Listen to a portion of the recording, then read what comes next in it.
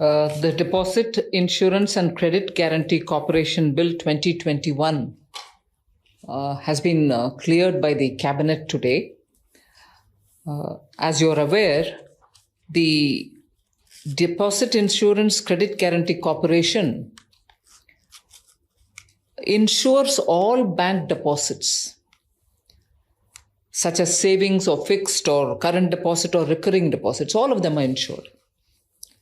And it covers all commercial banks. So whether they are private or public sector banks, they're all normally covered. And even foreign bank branches are covered, that which is in India. Local area banks, regional rural banks, cooperative banks, small finance banks, all of them are payment banks, or normally all of them are insured. Now, each depositor's deposit in a bank are insured up to maximum of 5 lakh in each bank for both principal and interest.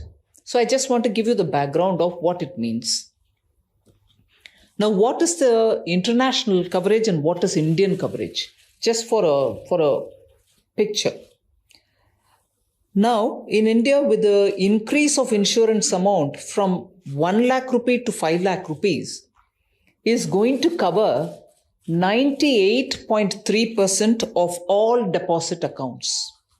Because of this 5 lakh increase, 98.3% of all deposit accounts will get covered. And in terms of deposit value, 50.9% deposits value will be covered. Now, if this is what we have in India now after this cabinet clearance, just compare what prevails outside globally. Deposit insurance coverage is only 80% of all deposit accounts globally. And it covers only to 20 to 30% deposit value. So what we have done today in India because of cabinet approval means that 98.3% as opposed to 80% globally. In India, it's 98.3%. And as regards account value, we will be covering 50.9% value, while globally it is only 20 to 30% value. Now, accessing depositors' money has been an issue of also when will it be given, what conditionality prevails.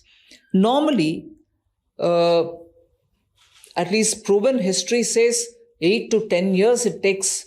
Only after the complete liquidation do they get their money of insurance.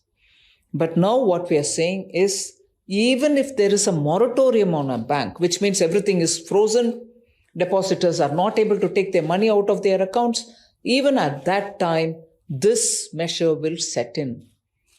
Anurag ji referred to it by saying 90 days ke andar.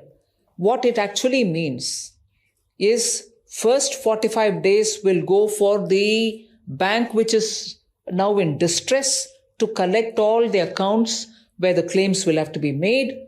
And then it will be given to this insurance company, which in real time will check it all up, and nearer the 90th day, you will get the money, or in and around the 90th day, you will get the money. At least by 90th day, 90th, 91st, 95th, whatever.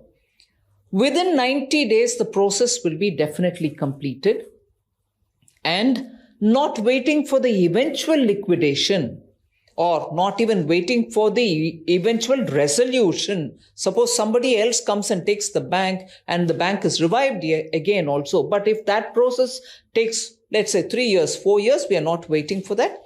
This will give relief 90 days and immediately after that. The process itself is 45 plus 45 days. Let's understand that.